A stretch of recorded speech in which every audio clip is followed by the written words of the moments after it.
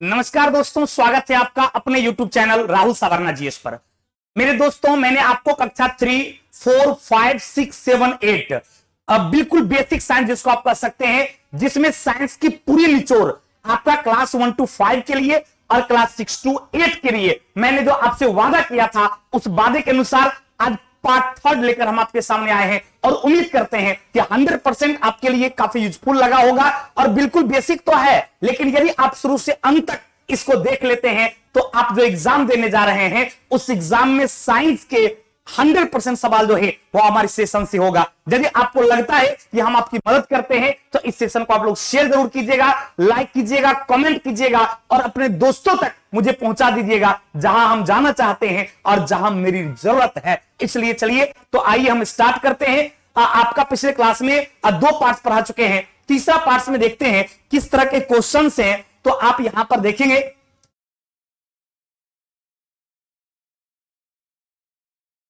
थोड़ा सा इसको देखा जाए, चूंकि हल्का बड़ा हो जाएगा तो आप आसानी से इसको क्या करते हैं देख पाते हैं। थोड़ा सा बड़ा रहेगा तो बिल्कुल आसानी से आपको दिखेगा। चलिए तो उम्मीद करते हैं कि आप सब लोग को दिख रहा होगा। बस जल्दी जल्दी आप लोग लाइक करते जाइए, शेयर करते जाइए और बिल्कुल कमेंट करना एकदम नहीं भूलिए। चलिए तो मेरे दोस्तों, ये कहता क्या है, तो कहता है कि फूलों का खिलना जो है ये किस प्रकार का परिवर्तन होगा।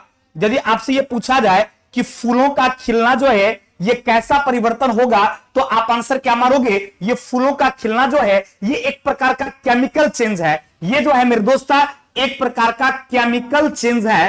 केमिकल चेंज का मतलब होता है, हिंदी में उसको कहा जाता है रासायनिक परिवर्तन। तो फूलों के खिलने की बात आपसे कर रहा था, तो मेरे दोस्त फूलों का खिलना जो है ये कैसा परिवर्तन होगा? तो फूलों का खिलना जो है यह एक केमिकल चेंज है, ये एक रासायनिक परिवर्तन है। तो क्लियर हो गया। अब मन में सवाल आता होगा कि सर फिजिकल और केमिकल चेंज क्या है? तो आपको याद होगा पिछले क्लास में भी मैंने पार्ट 2 में चर्चा किया था कि फिजिकल एंड केमिकल चेंज का मतलब होता है किसी पदार्थ में होने वाला वो परिवर्तन जिसमें पदार्थ का रंग, रूप या गुण जो है वो हमेशा के लिए बदल जाता है, सदा के लिए बदल जाता है, उसे पुनः प्राप्त नहीं कर सकते हैं। ऐसा परिवर्तन यदि किसी पदार्थ में हो जाता है तो पदार्थ में होने वाले उस परिवर्तन को ही केमिकल चेंज कहा जाता है, अर्थात रासायनिक परिवर्तन कहा जाता है। जैसे दूध में से दही का बनना हो, कली से फूल का बनना हो, फूल का खिलना हो, या फिर लोहे में जंग लगना हो, या फिर भोजन का पचना हो, ये जितना भी एग्जांपल सभी मैंने आपको दिया, ये सब कैसे परिवर्तन में आता है? तो ये सब केमिकल चेंज में आता है। और आपका जो ये फूल का खिलना है, ये क्लास 4 का जब आप साइंस पढ़े होंगे तो उसमें इसी तरह का एग्जांपल था, नहीं कि फूल का खिलना किस प्रकार का है। नहीं, जब अपर क्लास में आप 6 से 8 में जाएंगे या 10th वगैरह में जाएंगे तब वहां पर होता है कि लोहे में जंग लगना कैसा परिवर्तन होगा, दूध से दही का बनना कैसा परिवर्तन होगा। तो हम लोग वहां लो लेवल से हाई लेवल तक के सारे एग्जांपल्स को देख लेंगे ताकि आपके आने वाले एग्जाम में 100% जो है वो आपका क्लियर हो जाए। तो क्लियर हो गया कि जिसमें पदार्थ का रंग, रूप या गुण सदा के लिए बदल जाता है, हमेशा के लिए बदल जाता है, तो इस परिवर्तन को ही हम लोग केमिकल चेंज कहते हैं। क्लियर ना? तो आपका आंसर क्या हो जाएगा? रासायनिक परिवर्तन। या कली से फूल के बनने की बात करेगा कि कली से फूल का बनना जो है ये कैसा परिवर्तन होगा, तो वो भी आपका क्या हो जाएगा मेरे दोस्त? तो आपका केमिकल चेंज हो जाएगा, रासायनिक परिवर्तन। अब कहेंगे सर भौतिक परिवर्तन में कौन आता है? तो भौतिक परिवर्तन में आता है जैसे मांसपेशी को दबा दिए तो दब गया, छोड़े तो क्या हो गया? फूल गया। तो मांसपेशी का दबना और फूलना की बात करेगा तो मांसपेशी का दबना और फूलना कैसा परिवर्तन? तो मांसपेशी का दबना और फूलना जो है ये आपका एक केमिकल चेंज होगा, या एक फिजिकल चेंज होगा। या बर्फ का पिघलना या बर्फ का जमना, नहीं, डालडा का पिघलना, डालडा का जमना, स्प्रिंग का खींचेंगे तो फैल जाएगा और छोड़ेंगे सिकुड़ जाएगा। तो स्प्रिंग का सिकुड़ना और फैलना ये सब का सब कैसा परिवर्तन होगा? तो ये सब का सब जो है यह आपका फिजिकल चेंज होगा। लेकिन आपका फूल का खिलना, कली से फूल का बनना, दूध से दही का बनना, लोहे में जंग लगना, भोजन का पचना, ये सब केमिकल चेंज होगा। तो क्या है फिजिकल चेंज, क्या है केमिकल चेंज? क्लियर हो गया बाबू? 100%। चलिए तो आगे बढ़ते हैं। अब अगला है कि जिन पौधों का तना सख्त, पतला और काष्ठीय होता है, जानते उस पौधे को क्या कहा जाता है? उसको झाड़िया पौधा कहा जाता है। कहता जिस पौधे का तना जो होता है वो बहुत ही ज्यादा पतला रहता है लेकिन वो कठोर होता है। पतला तो रहता है लेकिन वो कैसा होता है मेरे दोस्त? कि पतला होने के साथ साथ वो कठोर होता है। तो क्वेश्चन कहा गया कि बताइए वह कैसा होगा? तो आपका आंसर क्या होगा? उस प्लांट्स को हम लोग झाड़िये प्लांट्स कहते हैं। और व्यवहारिक तौर पर देखिएगा तो इस तरह का प्लांट्स जो है ज्यादातर आपको रेगिस्तानी क्षेत्र मिलता है, या फिर जहां बालू का स्तूप रहता है, बालू मैक्सिमम रहता है, वहां पर इस तरह के प्लांट्स होते हैं जो भले पतला रहता है, नुकीला रहता है, लेकिन बहुत हार्ड होता है। क्लियर ना? चलिए अगला है कि जड़ का कार्य क्या है, तो मिट्टी को मजबूती से पकड़कर पौधे को खड़ा रखने में मदद करता है। बिल्कुल ये बेसिक चीज है, सब लोगों को पता होना चाहिए, और इसलिए बेसिक एक रिवीजन मैं आपको करा देता हूं, क्योंकि एग्जाम आपका है तो बस एग्जाम है, तो आपका 24 को एग्जाम है और 25 को भी एग्जाम है, 26 को, तो 24, 25, 26 लगातार जो है इसके रिवीजन में आप लोग रहिए, और निश्चित रूप से यकीन कीजिए कि आप एग्जाम हॉल में जब जाएंगे तो एकदम पूरा लगेगा कि सर के मटेरियल से ही उठाकर वो डायरेक्ट दे दिया। लेकिन यकीन कीजिए यदि आप अच्छे से रिवीजन कर लेते हैं तो आपको इसका बहुत बड़ा बेनिफिट मिलने वाला है। क्लियर ना बाबू? चलिए, तो क्लियर हो गया कि जिन पौधों का तना सख्त, पतला और कष्ट हुआ झाड़िया हो जाएगा। अब जड़ का मेन काम क्या होता है पता है? जड़ का काम होता है, जड़ मिट्टी को जकड़े रहता है, और मिट्टी को जकड़ कर क्या करता है? पौधे को स्टैंड करने में, पौधे को खड़े रखने में क्या करता है? वो सहायता प्रदान करता है, वो मदद करता है। इसलिए इस चीज को याद रखना है कि जड़ का काम है मिट्टी को जकड़े। दूसरा क्या है कि आपका जड़ जो है ये मिट्टी से खनिज लवण और जल को एब्जॉर्ब करके तना को देता है, और तना के पास एक ट्यूब लगी रहती है जिसको जाइलम कहा जाता है। अब वो क्या होता है कि जाइलम के सहारे वो जल और खनिज लवण पत्ती तक जाता है, फिर पत्ती भोजन बना लेती है, फिर पत्ती भोजन बनाकर क्या करती है? फ्लोएम को देती है, और फ्लोएम पौधे के विभिन्न भागों में पहुंचाता है। तो यहां पर दो तरह का एग्जाम में सवाल आएगा कि एक जाइलम का काम क्या है और एक फ्लोएम का काम क्या है। तो मेरे दोस्त याद रखिएगा, आपका ये जाइलम जो होता है, जौ से जाइलम और जौ से जल, तो जाइलम का काम क्या होता है? जल का वाहन करना। किसका वाहन करना मेरे दोस्त? जल का वाहन करना। क्वेश्चन पूछता है कि जल का वाहन करने का कार्य कौन करता है, तो आप आंसर क्या बोलोगे? जाइलम करता है। और यही फ्लोएम के बारे में पूछा जाए कि सर ये फ्लोएम क्या करता है, तो आपका ये फ्लोएम जो है ये भोजन का वाहन करता है। किसका वाहन मेरे दोस्त? आपका फ्लोएम जो है ये भोजन का वाहन करता है, और जाइलम जो है ये जल का वाहन। जाइलम करेगा जल का वाहन, और फ्लोएम करेगा फूड का अर्थात भोजन का वाहन। पक्का ना बाबू? चलिए, पत्ती का काम क्या हो गया? भोजन का बनाना। इसलिए पत्ती को पौधे का रसोई घर कहा जाता है। और किसकी उपस्थिति में बनाती है? तो पत्ती में क्लोरोफिल पाया जाता है, जो क्लोरोफिल की उपस्थिति के कारण फिर सूर्य के प्रकाश को पत्ती एब्जॉर्ब कर लेती है, वायुमंडल से कार्बन डाइऑक्साइड एब्जॉर्ब कर लेती है, और इस जाइलम के माध्यम से जल और खनिज लवण उसको मिल जाता है, और ये सब मिलाकर पत्ती भोजन बनाती है। इसलिए पत्ती भोजन बनाने का कार्य करती है। इसलिए पौधे के रसोई घर के बारे में पूछा जाएगा कि पौधे का रसोई घर किसको कहा जाता है, तो आपका आंसर क्या हो जाएगा? पत्ती को कहा जाता है। जड़ का काम क्या क्या है? जमीन को जकड़ कर पौधे को स्टैंड करना। तना क्या करता है? वो आपको एक पेड़ के लिए आधार प्रदान कर चुकी। तना नहीं रहेगा तो पत्ती और जड़ की कोई उपयोगिता नहीं है। क्लियर?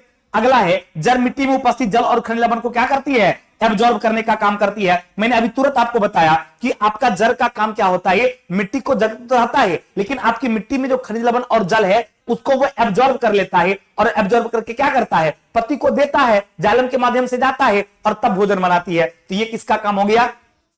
जड़ का। अगला है कि जड़ मिट्टी को बांधती है तथा मिट्टी के कटाव को भी रोकती है। एकदम बेसिक बात है। जैसे कि कहीं पर कटाव बहुत ज्यादा लग रहा है और वहां पर आप बहुत ज्यादा जब पेड़ लगा दीजिएगा तो मिट्टी को इतना जकड़े रहती है कि पानी के बहुत ज्यादा प्रभाव को वो रोक लेती है, जिससे कि वहां कटता नहीं है। अतः कटाव को रोकने के लिए भी लोग प्लांट का प्रयोग करता है, पौधे का प्रयोग करता है। अतः जड़ का काम क्या हो गया? ये मिट्टी को जकड़े रहता है और पौधे को क्या करता है? पौधे को बांध कर रखता है, और मिट्टी को कटाव से भी बचाता है। और मिट्टी को क्या करता है मेरे दोस्त? कटाव से भी बचाने का काम करता है।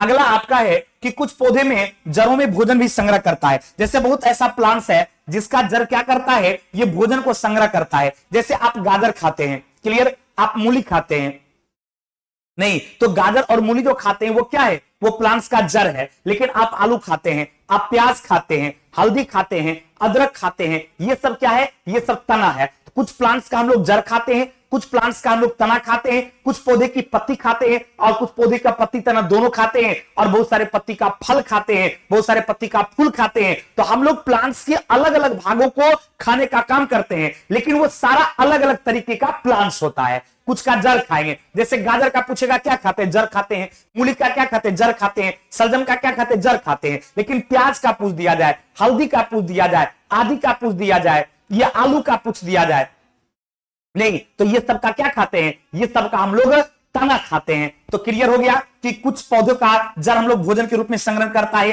तना पौधों को आकृति प्रदान करती है। यानी आपका तना जो है ये प्लांट्स को क्या करता है? एक स्ट्रक्चर देता है, एक आकृति प्रदान करता है। और कुछ तना पौधे के भोजन का भी संग्रहण करता है। यानी कुछ तना जो है ये क्या करता है, भोजन का भी संग्रहण करता है। इस सब बात एकदम याद रखिएगा, भले ही बेसिक बात है, क्लास 4-5 स्टैंडर्ड की ही बात है, लेकिन आप यकीन कीजिए यदि इसका रिवीजन अच्छे तरीका से हम आपका part 1, part 2, part 3, part 4, part 5, part 6 तक मैं पढ़ाने का प्रयास करूंगा और इसमें ये पूरी सिलेबस जो है वो आपका कवर हो जाएगा और आपके एग्जाम का 100% सवाल बनेगा। इसलिए किसी भी स्थिति में आप इस पूरी क्लास को अच्छी तरीका से देखिए और दोस्तों में भी शेयर कीजिए ताकि आपके दोस्तों भी जो है इस सेशन को देख सके और वो भी इससे फायदा ले सके। क्लियर बाबू, कोई कंफ्यूजन? चलिए, तो क्लियर हो गया। कुछ तना भी भोजन का संग्रह करता है, जैसे मैंने आपको आलू के बारे में बोला, प्याज के बारे में बोला, हल्दी के बारे में बोला, अदरक के बारे में बोला। ये सब क्या है? ये सब तना है जिसको भोजन के रूप में हम लोग क्या करते हैं, एक्सेप्ट करते हैं। अगला है कि तना जल, खनिज, लवण व भोजन को संवहन का मार्ग देता है। आपका तना क्या करता है, हम क्या बताए कि तना में दोनों तरह की नलिकाएं लगी रहती है, आपका जाइलम भी होता है और फ्लोएम भी होता है, अतः वो जल का भी संवहन करता है और भोजन का भी संवहन करता है। तो जल का संवहन कौन करता है? तो जाइलम करता है, जो जल को नीचे से ऊपर पहुंचाता है, और फिर फ्लोएम क्या करता है, पत्ती जो भोजन बनाती है उसको पौधे के विभिन्न भागों में पहुंचाता है। अर्थात तना जो है जल और खनिज लवण या फिर भोजन, इस दोनों के संवहन के लिए मार्ग उत्पन्न करता है। किस रूप में? तो जाइलम और फ्लोएम के रूप में। अगला है कुछ पौधे के तना भूमिगत होकर भोजन संग्रहण भी करता है। जैसे मैंने अभी आपको बताया ना, आलू के बारे में, प्याज के बारे में, हल्दी के बारे में, अदरक के बारे में, ये सब क्या तना है जो भूमिगत होता है, अंदर होता है, लेकिन वो भोजन को क्या करता है, संग्रहण करने का काम करता है। तो कुछ तना भोजन को क्या करता है, संग्रहण करने का भी कार्य करता है। कोई कंफ्यूजन मेरे दोस्त? अगला है कि ढलवा लोहा में कार्बन की मात्रा 2 से 5% बाबू, 2 से 2.5% होती है। ये टाइपिंग मिस्टेक है, इसको सही कर ले मेरे दोस्त। ढलवा लोहा आपका जो है इसमें कार्बन का परसेंटेज जो है आपका 2 से 2.5% तक रहता है। और इसके गलनांक के बारे में कभी पूछा जाए कि इसका गलनांक कितना होता है, तो याद रखिएगा इसका गलनांक होता 1200 डिग्री सेल्सियस। यदि क्वेश्चन एग्जाम में पूछ देगा, ढलवा लोहा समझते हैं ना, जो लोहा का इंप्योर रूप है, जो लोहा का अशुद्ध रूप है, जिसका यूज चापाकल वगैरह में या चाराकल वगैरह में होता है, उस लोहा को यहां से उठा के फेंक दीजिएगा पत्थर पर, फर्श पर गिरेगा तो समझिए वो टूट जाएगा। तो समझिए ढलवा लोहा एक कच्चा लोहा होता है, लोहा का इंप्योर रूप है, लोहा का अशुद्ध रूप होता है, और उसका गलनांक कितना होता है, तो आपका 1200 डिग्री सेल्सियस होता है। और उसमें कार्बन की मात्रा पूछेगा तो आपका 2.5 से 3.5%, सॉरी 2.5 से, ये 2 से 2.5% तक, मैक्सिमम 3% तक रहता है, और उसका गलनांक आपका 1200 डिग्री सेल्सियस होता है। लेकिन पिटवा लोहा की बात करेगा तो पिटवा लोहा लोहा का शुद्ध रूप होता है, उसमें कार्बन की मात्रा जो है 0.12 से 0.21% रहता है। और उसके गलनांक की बात करेगा, यदि आपसे पिटवा लोहा के गलनांक की बात करेगा तो इसका गलनांक जो है वो आपका कितना होता है मेरे दोस्त, तो इसका गलनांक होता है 1500 डिग्री सेल्सियस। एकदम समय बर्बाद मत करो मेरे दोस्त, सिर्फ और सिर्फ पूरी कंसंट्रेशन के साथ इस पूरी क्लास को देखना है। पार्ट 1 नहीं देखे, पार्ट 2 नहीं देखे, तो उसको भी आप देख लीजिएगा, फिर पार्ट 3 भी देख रहे हैं, पार्ट 4, पार्ट 5, पार्ट 6, ये सारे पार्ट को अच्छी तरीका से देखना है। और यकीन कीजिए कि आप इस सारे पार्ट्स का रिवीजन बढ़िया से कर लीजिएगा, एकदम बिना बकवास का, सिर्फ और सिर्फ कंसंट्रेशन देखते रहिए। भागने से कोई फायदा नहीं होगा, क्योंकि फिर पछताए हो क्या जब चिड़िया चुग गई खेत। इसलिए मेरे दोस्त लगातार इसमें बने रहिए। पिटवा लोहा की बात करेगा तो लोहा का ये शुद्ध रूप होता है, और इसमें कार्बन की मात्रा जो है 0.12 से 0.21 या 25% तक मैक्सिमम होती है। और इसका गलनांक कितना होता है, तो पिटवा लोहा एक पक्का लोहा होता है, ये लोहा का शुद्ध रूप होता है, और इसका गलनांक 1500 डिग्री सेल्सियस होता है। कितना भाई, तो इसका गलनांक जो है वो आपका 1500 डिग्री सेल्सियस होता है। कितना डिग्री भाई, तो आपका 1500 डिग्री सेल्सियस होता है। और यदि वो ढलवा लोहा की बात करेगा तो आपका 1200 डिग्री सेल्सियस हो जाएगा। अगला है पेड़ से पत्ती का गिरना कैसा परिवर्तन होगा, तो पेड़ से पत्ती का गिरना रासायनिक, देखिए कितना, ये सब एग्जांपल्स क्या है, ये आपको स्टैंडर्ड से लग रहा होगा, ये बिल्कुल क्लास 4-5 स्टैंडर्ड का है। और यदि ये सब एग्जांपल याद, क्योंकि एग्जाम में जब पूछ देता है ना तो बच्चे कंफ्यूज कर जाते, उसको लगता है कि सर ये तो हम तो पढ़वे नहीं किए हैं। क्योंकि जब हायर कंपटीशन में हम लोग पढ़ाते हैं बीपीएससी दुर्गा बालिक, तो वहां पर ये पढ़ाते ही नहीं, एग्जांपल वहां देते हैं, कोयले का जलना, लकड़ी का जलना, मोमबत्ती का जलना, लोहे में जंग लगना, दूध का पचना, भोजन ये क्या बोलते हैं, दूध से दही का बनना, भोजन का पचना, ये सब छोटा मोटा एग्जांपल नहीं देते हैं। और यदि ये आपकी परीक्षा में आ जाएगा तो बच्चे समझिए कंफ्यूज करेगा कि नहीं करेगा, कर जाएगा। इसलिए याद रखना, यदि क्वेश्चन पूछ देगा कि पेड़ से पत्ती का गिरना जो है कैसा परिवर्तन होगा, तो आपका फिजिकल चेंज होगा। मोमबत्ती का जलना कैसा परिवर्तन होगा, तो भौतिक परिवर्तन होगा। ढलवा लोहा लोहा का कैसा रूप होता है मेरे दोस्त, तो ढलवा लोहा जो है ये लोहा का आपका अशुद्ध रूप होता है। कैसा रूप होता है, ढलवा लोहा लोहा का इंप्योर ये स्ट्रक्चर होता है अशुद्ध रूप होता है, जबकि पिटवा लोहा लोहा का शुद्ध रूप होता है। पिटवा होता है शुद्ध रूप, ढलवा होता है अशुद्ध रूप। ढलवा लोहा को कच्चा लोहा और पिटवा लोहा को पक्का लोहा। पक्का ना? और पिटवा लोहा ज्यादा मजबूत होता है, ढलवा लोहा ब्राइटर अर्थात कमजोर होता है। क्लियर ना? तो ये है कि ढलवा लोहा लोहा का कौन सा रूप होता है भाई? तो ढलवा लोहा लोहा का अशुद्ध रूप होता है। और यदि पिटवा के बारे में पूछा जाता तो आंसर क्या हो जाता आपका? पिटवा लोहा जो है, ये पिटवा लोहा क्या है भाई? पिटवा लोहा जो है ये लोहा का शुद्ध रूप है। क्वेश्चन पूछेगा कि पिटवा लोहा लोहा का कैसा रूप है, तो आपका शुद्ध रूप है। पिटवा लोहा को पक्का लोहा और ढलवा लोहा को कच्चा लोहा कहा जाता है। अगला है कि मिट्टी के तेल में रखी जाने वाली धातु कौन सा है? लिथियम भी है, पोटेशियम भी है, सोडियम भी है, सीजियम भी। मतलब कहने का मतलब यह था कि जो मोस्ट रिएक्टिव होता है, वो मोस्ट रिएक्टिव आपका जो एलिमेंट्स होता है वो आसानी से क्या करती है? जो मोस्ट रिएक्टिव होता है वो आसानी से क्या करती है मेरे दोस्त? कि वो आपको रिएक्शन करने लगता है एयर के साथ, अतः उसको जानबूझकर क्या किया जाता है? केरोसिन तेल में डुबाकर रखा जाता है। पक्का ना बाबू?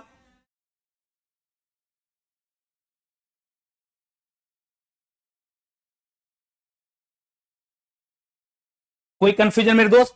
चलिए, उम्मीद करते हैं कि 100% आप लोग इस चीज को समझ गए होंगे। यदि मिट्टी के तेल में क्वेश्चन पूछता है तो मैक्सिमम यदि ऑप्शंस देखिएगा तो आपका सोडियम और पोटेशियम कई बार एग्जांपल में, यदि आप लोग सेट वगैरह बनाते होंगे तो ये क्वेश्चन मिला होगा। कई बार आपसे एग्जाम में क्वेश्चन पूछा गया है कौन सा, तो उसमें ऑप्शन में या तो सोडियम या तो पोटेशियम रहता है। पक्का ना बाबू? चलिए, अगला एक सोडियम पानी में तैरती है और ये जल से क्रिया करके कौन सा गैस मुक्त करती है? आपका सोडियम जल से जब अभिक्रिया करती है तो आपको हाइड्रोजन गैस मुक्त करती है। यानी आपको कोई भी धातु पदार्थ जो है जब वो ये जल से रिएक्शन करती है तो आपको हाइड्रोजन गैस क्या करती है? मुक्त कर देती है। सोडियम मुलायम होता है, इसे चाकू से आसानी से काटा जा सकता है। और सिर्फ सोडियम ही नहीं, कभी कभी सोडियम ऑप्शन में नहीं रहता है, आपका पोटेशियम भी रहता है। तो आप याद रखिएगा सिर्फ सोडियम ही नहीं, आपको मुलायम धातु में सोडियम और पोटेशियम दोनों आता है, जिसे आसानी से चाकू से भी काटा जा सकता है। तो ऑप्शन में यदि सोडियम नहीं हो तो आप आंसर क्या मारोगे? आप आंसर पोटेशियम मारोगे।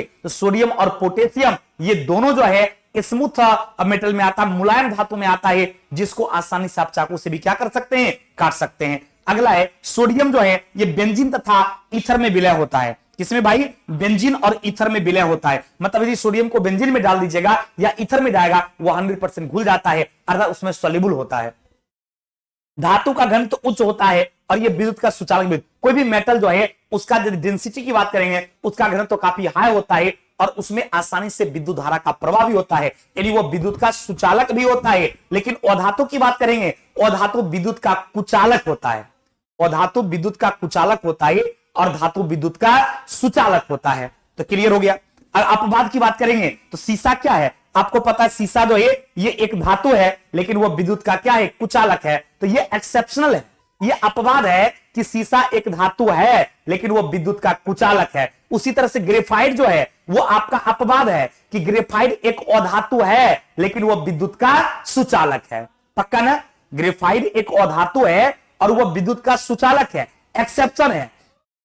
और फिर आपका ये सीसा जो है एक धातु है लेकिन वो विद्युत का कुचालक है, ये भी एक्सेप्शन है। तो इसमें एक्सेप्शनल चीजें जो है उसको एकदम दिमाग में सेट रखिएगा और नोट करके भी कॉपी में रखिएगा, ताकि एग्जाम के टाइम सिर्फ उसका अच्छे से रिवीजन करके जो है आप आराम से इस तरह के क्वेश्चंस को बना सकते हैं। अगला कहता है जिस पौधे का तना हरा और कोमल होता है वो सामान्यतः कम ऊंचाई के होते हैं, उन्हें साग कहा जाता है। बहुत सारे ऐसा प्लांट्स देखे होंगे जो हरा भी रहता है और काफी स्मूथ भी रहता है। छोटा सा पौधा देखे होंगे, हरा कलर का, बहुत ज्यादा हरा रहेगा और बहुत उसकी पत्तियां, उसकी तने बहुत स्मूथ होते हैं, मुलायम होते हैं, उसी को हम लोग साग बोलते हैं। साग जिसको, ये साग हिंदी एडजेक्ट होता है और हम लोग उसको लोकल भाषा में साग बोलते हैं ना। साग हम लोग खाते हैं छोटे पौधे का, जैसे कुसुम का साग खाते हैं, बथुआ का साग खाते हैं, पालक का साग खाते हैं, सब क्या है? वो सब साग के अंतर्गत आता है, जिसका पौधा छोटा भी होता है और काफी हरा भी लगता है। क्लियर? अगला है कि पेड़ पौधे की 3 वर्गों में विभाजित किया गया है। एक को शाकीय पौधा कहा जाता है, एक को झाड़ीय पौधा कहा जाता है और एक को वृक्ष कहा जाता है। तो शाकीय वाला क्लियर हो गया कि बहुत छोटा पौधा रहेगा, ज्यादा हरा भी रहेगा और उसकी तना और पत्तियां बहुत स्मूथ रहेगी। झाड़ीय पौधा में क्या होता है कि इसका ये पतला होता है तना लेकिन काफी मजबूत होता है। और वृक्ष में क्या होगा? जिसकी टहनियां बहुत ज्यादा ब्रांच में फैली होगी, वो तना बहुत ज्यादा मोटा होगा, जड़ बहुत अंदर तक जमीन को जकड़े रहेगा, तो उस विशालकाय पेड़ को क्या कहा जाता है? वृक्ष कहा जाता है। अब यह जड़ कितने प्रकार का होता है? तो जड़ आपका 2 प्रकार का होता है। एक को मूसलाधार कहते हैं जो कि ज्यादा मोटा मोटा होता है और काफी हार्ड होता है, और एक आपका रूट हेयर रोमजर होता है जिसको कहा जाता है झगड़ाजर, जिसमें कई सारा ब्रांच निकला रहेगा, बहुत पतला पतला सा, सब जमीन को पकड़े हुए रहता है। तो जो बहुत सारा ब्रांच में डिवाइड रहता है और जमीन को पकड़े रहता है वो आपका रोम कहलाता है। इन झगड़ाजर बोले तो इसको मूल रोम कहा जाता है। क्या कहा जाता है? उसको मूल रोम जो के नाम से जाना जाता है। और एक आपका मूसलाजर होता है, तो एक आपका मूसलाजर हो गया और एक आपका झकराजर हो गया। क्लियर ना? अगला है कि अलग अलग पौधों पर पत्तियों की जमावट जो है भिन्न भिन्न होती है। यदि प्लांट्स अलग अलग होगा तो उस पर पत्तियों का जमावट जो होगा वो आपका अलग अलग होता है।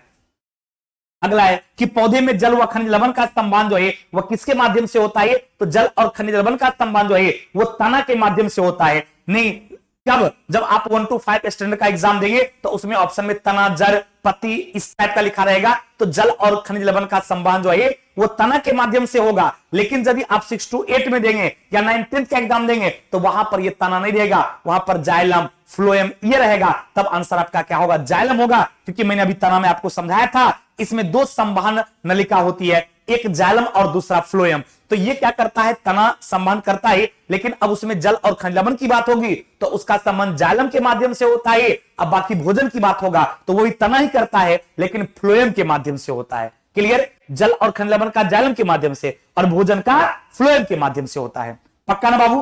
कोई कंफ्यूजन? चलिए, कोई दिक्कत सूरज जी को? चलिए, अगला है कि पत्तियों में जालिका रूपी या समानांतर सिरा विन्यास होता है। यानी आपका पत्ती जो होता है उसमें जालिका रूपी सिरा विन्यास रहता है और समानांतर सिरा विन्यास भी पाया जाता है। अगला है कि 20 2 प्रकार के होते हैं। 20 ने बाबू बीज, क्वेश्चन को सही कर लेंगे बाबू।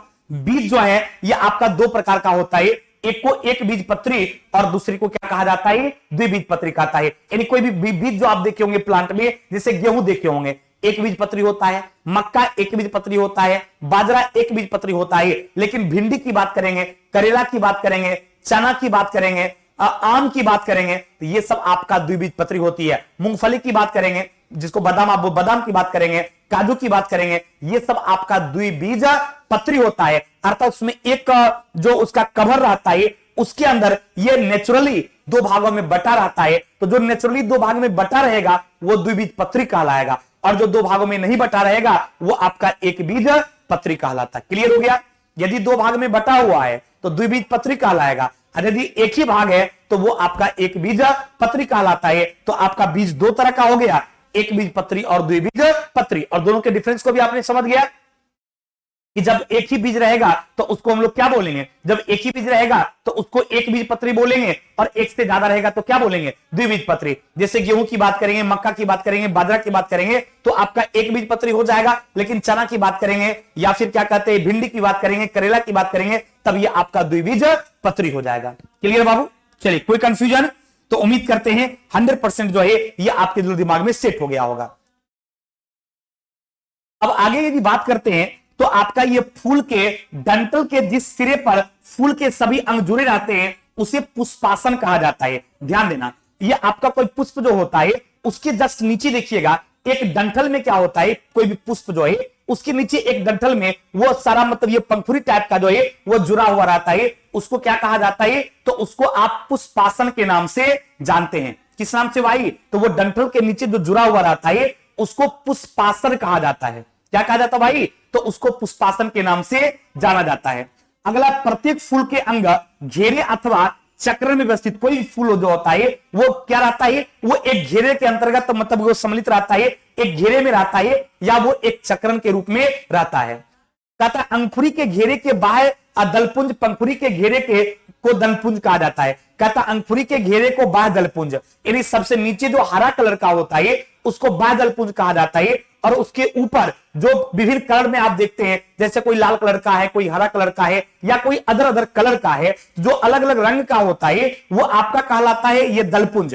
जो अलग अलग रंग में, कोई लाल, कोई पीला, ये कोई हरा, अलग अलग कलर का होता है, तो जब अलग अलग कलर का होगा तो उसको दलपुंज कहा जाएगा। और जिसमें अलग अलग कलर नहीं होगा, सिर्फ और सिर्फ हरा होगा और फूल के सबसे नीचे होगा, वो आपका बाह्य दलपुंज कहलाता है। इसके अलावा फूल में और 2 अंग होता है, एक स्त्री केसर होता है और एक आपका पुंकेसर होता है। स्त्री केसर की बात करेंगे तो उसको बोलते हैं हम लोग फीमेल वाला पार्ट्स, और पुंकेसर की बात करते हैं तो मेल वाला पार्ट्स।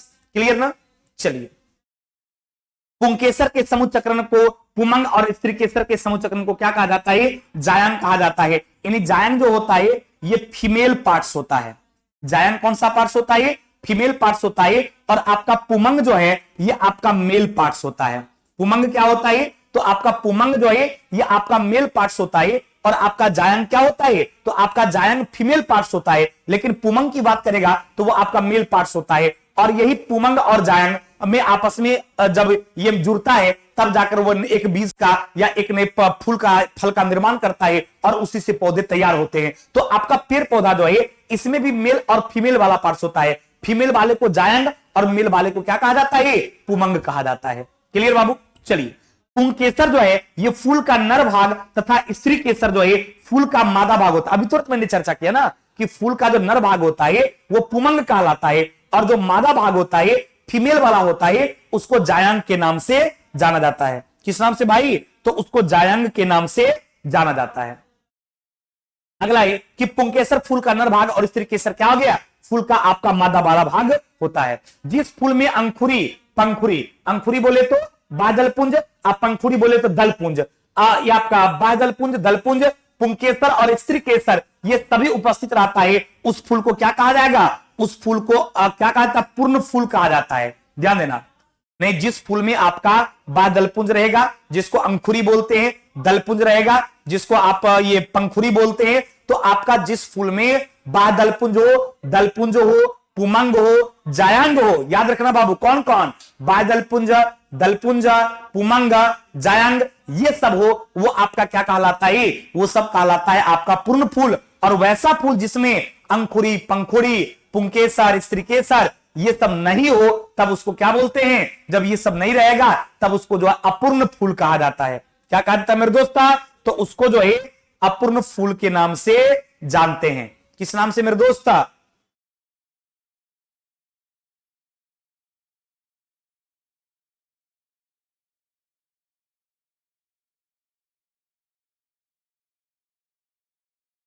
क्लियर हो गया कि जिस फूल में ये सब कुछ सम्मिलित रहता है उस फूल को क्या कहा जाता है? जिस फूल में आपको ये अनुपस्थित रहता है उसको अपूर्ण फूल कहा जाता है। तो मैंने अभी तुरंत चर्चा किया बाबू, कोई कंफ्यूजन? कि जिस फूल में आपका सब कुछ रहेगा, मतलब ये पुमांग, जायांग, स्त्री केसर, पुंकेसर ये सब मौजूद रहेगा, वो आपका पूर्ण फूल कहलाता है। और जिसमें ये सब मौजूद नहीं रहता है वो आपका क्या कहलाता है? वो आपका अपूर्ण फूल कहलाता है। सब कुछ मौजूद है तो वो आपका पूर्ण फूल कहलाएगा, और सब कुछ मौजूद नहीं है तो उसको हम लोग क्या बोलते हैं? उसको अपूर्ण फूल के नाम से जानते हैं। किस नाम से भाई? तो अपूर्ण फूल के नाम से जानते हैं। क्लियर बाबू? कोई कंफ्यूजन? चलिए, अगला है कि ऐसा अपूर्ण फूल जिसमें पुंकेसर या स्त्री केसर में कोई एक हो। ध्यान देना, या तो पुंकेसर हो या तो स्त्री केसर हो, कोई एक हो तब उसको क्या बोलेंगे? एक लिंगी पुष्प बोलेंगे। नहीं, कोई ऐसा फूल होगा जिसमें या तो स्त्री केसर है या तो पुंकेसर। जैसे हम ही लोग में क्या है? हम मेल है, नहीं आप मेल हैं, कोई फीमेल भी है। क्लियर? तो कोई मेल है कोई फीमेल है, इसका मतलब उसमें कोई एक ही लिंग मौजूद है, दोनों नहीं है।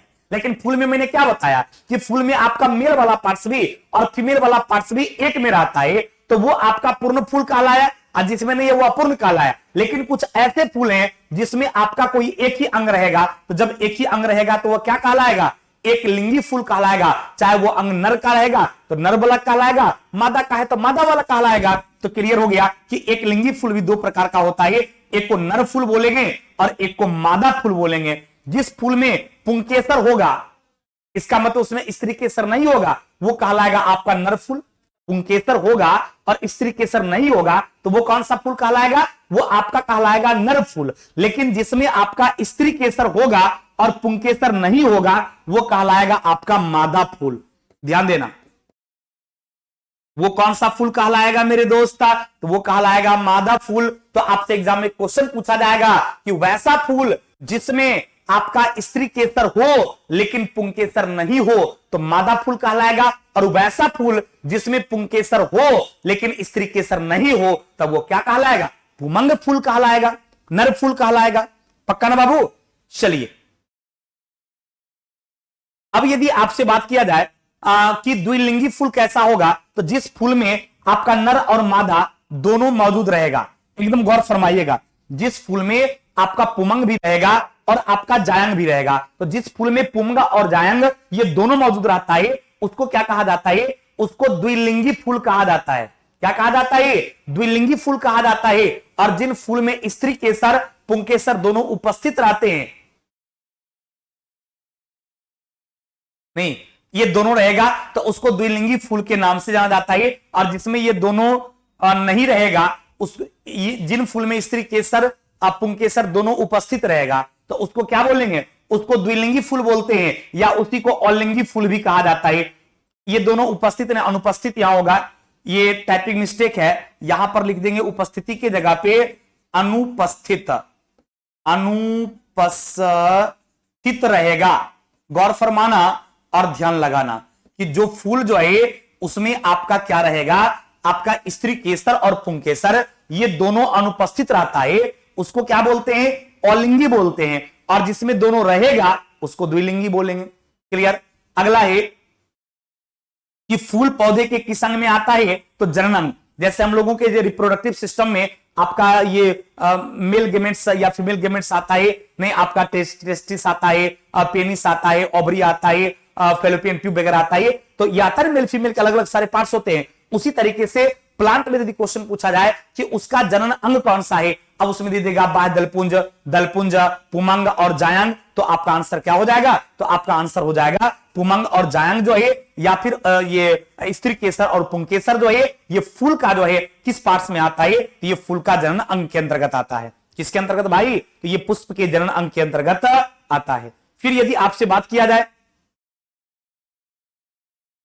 कि फूल के मुख्य चार भाग कौन कौन सा होता है, तो ध्यान रखेंगे मेरे दोस्त, फूल का जो चार भाग होता है उस चारों भाग में कौन आता है, जो फूल पुष्प का चार भाग होता है उसमें आपका आता है बाह्य दलपुंज, दलपुंज, पुमंग और जायंग, यानी पुंकेसर और स्त्री केसर। तो क्लियर हो गया कि आपका पुंकेसर नर जनन अंग और स्त्री केसर क्या है, मादा जनन अंग है। फूल का नर भाग जो है ये आपका क्या कहलाएगा, तो नर भाग पुंकेसर और मादा भाग स्त्री केसर कहलाएगा।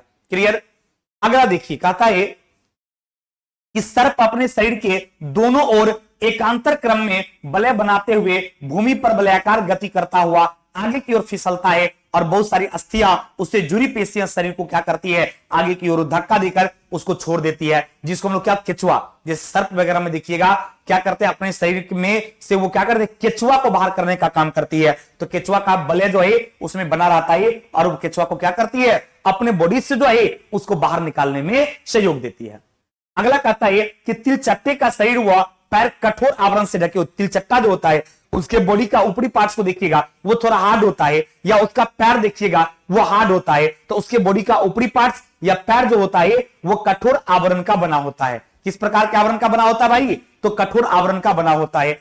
अगला है केचुए के में गति शरीर की पेशियों के बारी बारी से शिथिलन व आपका संकुचन से होता है। यानी केचुआ में गति जो होता है वो शरीर की पेशियों का बारी बारी से शिथिलन और संकुचन जो होता है उसी की वजह से होता है। देखिए केचुआ जब चलेगा तो वो ऐसे सिकुड़ जाता है, फिर फैल जाएगा, फिर सिकुड़ जाएगा, फिर फैल जाएगा, फिर सिकुड़ जाएगा, फिर फैल जाएगा। तो इस तरीके का कार्य जो है उसमें ऑलरेडी होते रहता है। अगला, केचुए के शरीर में अस्थियां नहीं होती है, केवल पेशियां होती है। यदि क्वेश्चन कभी पूछा जाएगा कि केचुए के शरीर में जो है क्या पाया जाता है, तो आप आंसर क्या बोलोगे, उसमें सिर्फ पेशियां होता है, उसमें आपका बोन अर्थात हड्डियां नहीं होता है। क्लियर। केचुए के शरीर पर छोटे छोटे जैसी आकृति होती है, इस बाल जैसी आकृति को सूक कहा जाता है। केचुए को देखिएगा उसके बॉडी पर बाल जैसा, रोआ जैसा कुछ कुछ स्ट्रक्चर बना रहता है, उसको सूक कहा जाता है। क्या कहा जाता है मेरे दोस्त, उसको सूक कहा जाता है। और किसानों का मित्र किसको कहा जाता है, तो आपका केचुआ जो है इसको किसान का मित्र कहा जाता है, क्योंकि आप किसान लोग जो है इसको बेनिफिट मिलती केचुआ से। क्योंकि केचुआ का भोजन क्या है भाई, तो केचुआ का भोजन जो है वो आपका क्या है, तो केचुआ का भोजन मिट्टी है, गोबर है, मलमूत्र है, और वो या फिर डायरेक्ट यदि केचुआ को खेत में डाल देंगे तो खेत की मिट्टी को ये खाकर मिट्टी को हल्का कर देता है, भुरभुरा कर देता है, जिससे उसकी पैदावार जो है वो कई गुना ज्यादा बढ़ सके। तो क्लियर हो गया कि आपका किसानों का मित्र किसको कहा जाता है, तो केचुआ को। अगला, तिलचट्टा के कितने जोड़ों पैर होते हैं, तो ध्यान रखना मेरे दोस्त, तिलचट्टा जो है इसमें 3 जोड़ा पैर होता है।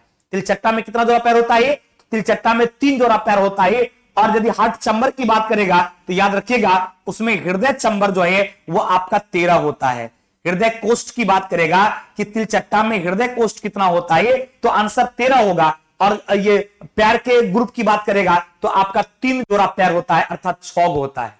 तिलचट्टा में 3 जोड़ा पैर होता है अर्थात 6 होता है। और उसके हृदय कोष्ठ की बात करेगा तो तिलचट्टा में जो है 13 हृदय कोष्ठ होता है। अस्थि व उपास्थि जो है मानव कंकाल को बनाता है। यानी मानव का कंकाल जो है इसको बनाने में किसका रोल होता है तो मानव के कंकाल को बनाने में जो है ये बोन का और बोन मैरो ये कार्टिलेज का यानी हड्डी का और उपास्थि का मतलब तो लचीली हड्डी और हड्डी थोड़ा हार्ड होता है। तो आपका हड्डी और लचीली हड्डी वो दोनों आपस में मिलकर किसका निर्माण करता है तो कंकाल तंत्र का निर्माण करता है, वो एस्केलेटल सिस्टम का निर्माण करता है। मानव के कंकाल की बात किया जाएगा, मानव के कंकाल जो होते हैं ध्यान है मेरे दोस्त कि मानव के कंकाल में खोपड़ी, मेरुदंड, पसलियां, वक्ष, अस्थियां, कंधा व श्रेणी मेखला, हाथ व पांव की अस्थियां से बनता है। यानी आपका जो पूरे बॉडी का स्ट्रक्चर है उसमें हड्डी भी है, उपास्थि भी है, मांसपेशी भी है, कई प्रकार के इंटरनल गुहा है, ये सबका एक सम्मिलित रूप बना है, तब आप इसको बॉडी कह रहे हैं।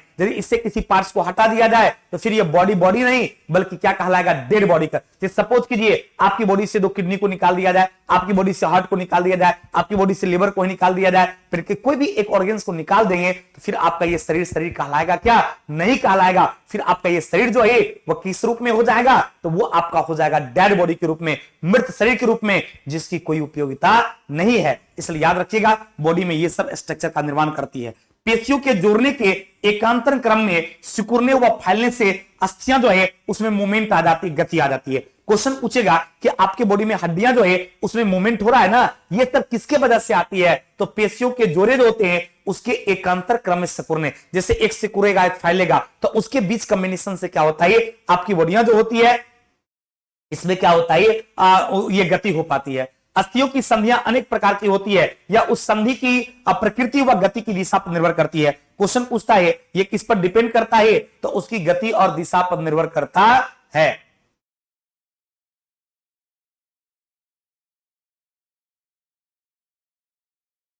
क्लियर बाबू।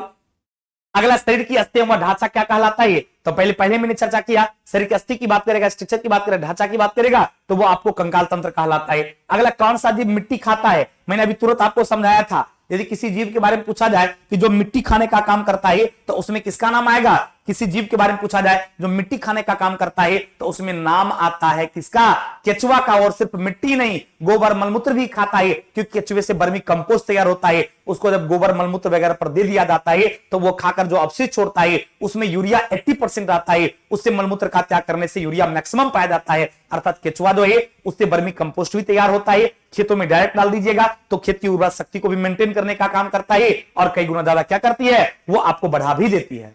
क्लियर ना। अगला है अस्थियां व उपास्थि संयुक्त रूप से शरीर की गति क्या करती है, गति बनाती है।